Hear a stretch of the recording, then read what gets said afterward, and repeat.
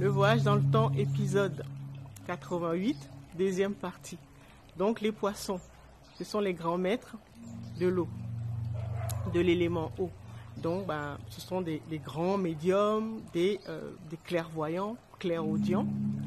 Ce sera des personnes, quand elles arrivent vraiment à équilibrer cet élément ou les qualités que porte le signe du poisson, ce sera des personnes qui vont très vite développer des qualités pour pouvoir changer à souhait et très facilement leur état de conscience. L'état de conscience, un exemple, c'est l'hypnose ou la méditation. Donc, ce sera des personnes qui vont vraiment se plonger rapidement en hypnose très facilement et donc pour pouvoir aller voir et entendre l'invisible. D'accord? La majorité des grands maîtres spirituels en fait sont nés ou sont influencés donc un ascendant du signe du poisson. Alors, mais quand elles n'arrivent pas, elles n'ont pas encore réussi à équilibrer ce potentiel, cette capacité, vous verrez que leur troisième œil en fait sera fermé ou calciné. Et donc, elles auront du mal à vraiment se plonger dans le monde invisible. Et tout de suite, vous verrez que ce sera des personnes qui vont perdre confiance en elles. Donc, elles auront du mal vraiment à avoir confiance en l'expérience qu'elles sont en train de mener. Donc, l'expérience terrestre. D'accord ? Donc, quand ça vous arrive, puisque nous avons tous les 12 signes en nous, quand ça vous arrive ou que vous êtes influencé par le signe du poisson, c'est que en fait, vous êtes en train de rechercher l'équilibre entre dans ce signe-là. C'est-à-dire, vous êtes en train de rechercher votre clairvoyance ou votre clairaudience. D'accord?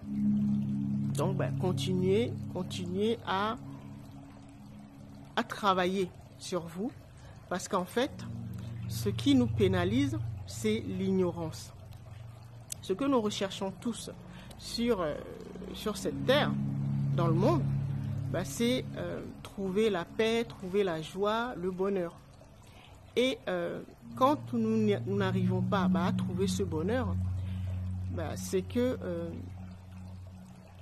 il nous manque de la connaissance. En fait, c'est l'ignorance qui nous pousse vraiment à mal interpréter les événements qui se déroulent dans notre vie. Et pour pouvoir trouver cette paix, cet équilibre, cette joie et ce bonheur profond et durable, c'est d'acquérir beaucoup plus de connaissances. D'accord? Déjà, ça commence par la connaissance de soi, savoir qui on est, ce que nous sommes venus faire dans cette incarnation, notre mission, et surtout comment nous fonctionnons, c'est-à-dire le scénario, parce que tout le monde se raconte un film, un scénario dans sa tête. Quand on se retrouve seul, on se raconte des histoires.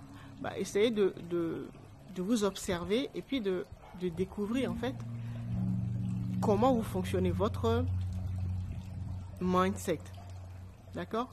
Comment vous voyez l'expérience terrestre. Est-ce que vous vous trouvez vraiment comme une pauvre petite créature, une victime de cette vie, ou au contraire vous savez que vous pouvez reprendre le contrôle, ou vous avez déjà repris le contrôle de votre expérience terrestre. Voilà les choses, les questions qu'il faut se poser, et donc s'observer pour pouvoir mieux se connaître. D'accord? Et donc c'est pour ça que hier ou avant-hier, j'avais posté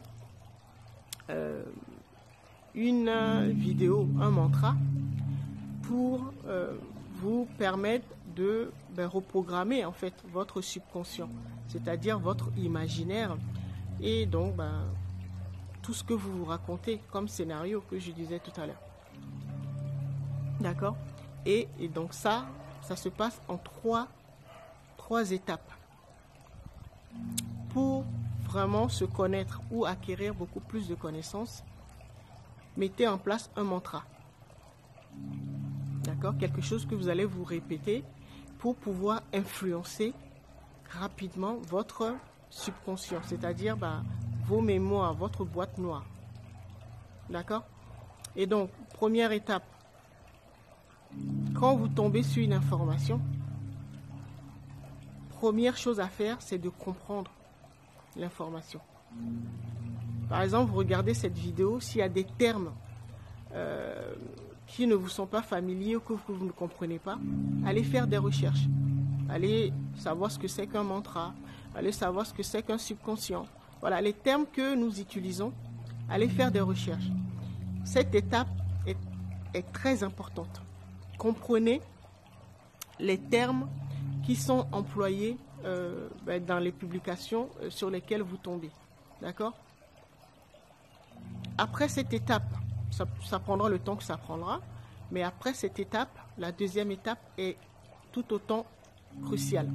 C'est-à-dire, c'est l'étape où vous devez vous convaincre de la véracité des informations qui sont contenues dans les publications ou les vidéos que vous regardez.